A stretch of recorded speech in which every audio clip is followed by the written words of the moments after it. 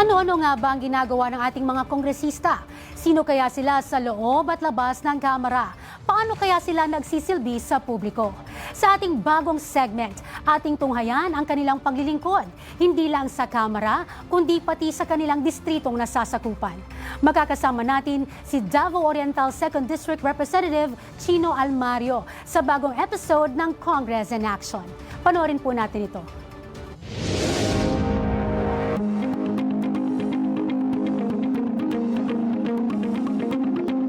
Serbisyong publiko ang pag-uusapan, hindi nagpapahuli sa Representative Chino Almario.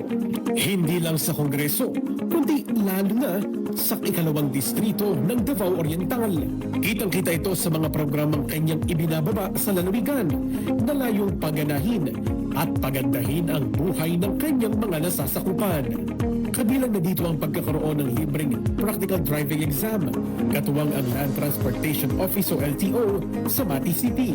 Layunin ng programang ito na turuan ng mga residente na maging responsable at maingat na driver. Hindi lamang para sa kanilang sariling kaligtasan, kundi para rin sa seguridad at kapakanan ng buong komunidad. Pagdating sa paghubog ng kakayahan ng kanyang mga nasasakupan, suportado yan ni Representative Chino Almario. Patunay niyan ang iba't ibang training programs na kanyang ibinaba sa ikalawang distrito ng Davao Oriental kasama ang Technical Education and Skills Development Authority o TESDA na layong magbigay ng karagdagang kaalaman na maaari nilang magamit para magbukas ng bagong oportunidad.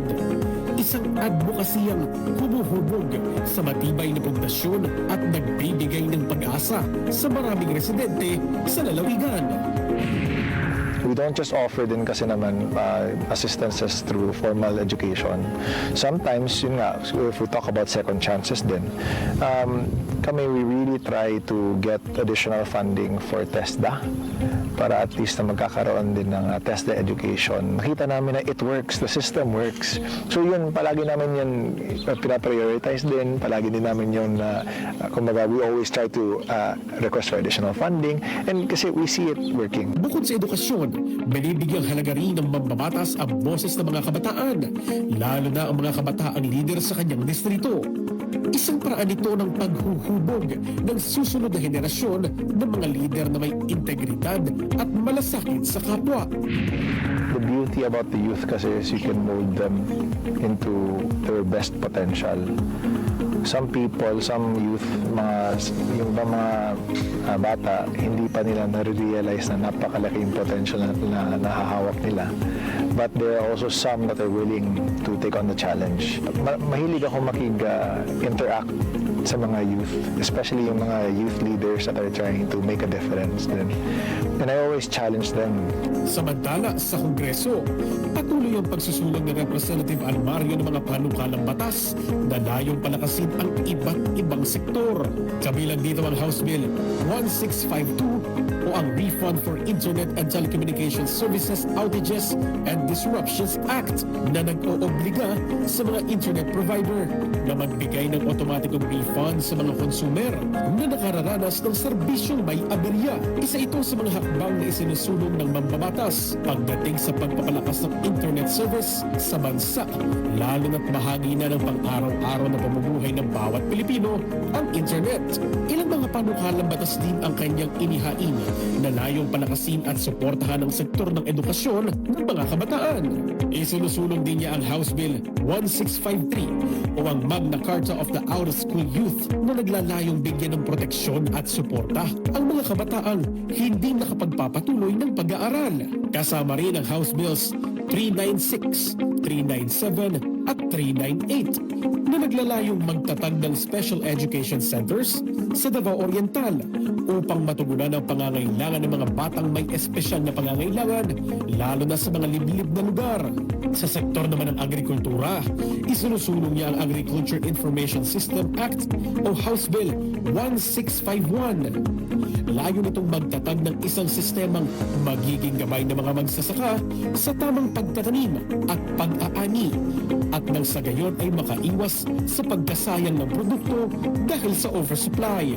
Hindi rin napapabayaan ni Representative Chino Almario ang pagpapalakas ng turismo sa Davao Oriental sa pamamagitan ng House Bill 394. Isinusulong na gawing opisyal na alternatibong paliparan ng Davao International Airport ang Mati Airport upang mapalakas ang pagpasok ng turista at mas makilala ang Davao Oriental. Kami yung nasa southern eastern coast ng buong Pilipinas. Madali kaming makalimutan.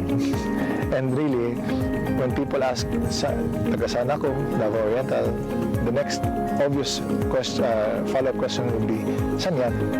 So, yung sa amin, what we wanted sana to do is to put Davao Oriental on the map. And since Mati has an existing airport, na medyo old na rin siya, decades old na rin siya, we decided na, okay, parang maganda ata din na we try to further develop it. Sa pamumuno ni Representative Chino Almario, tinitiyak na naiaabot ang mga serbisyo ng pamahalaan sa bawat sulok ng ikalawang distrito.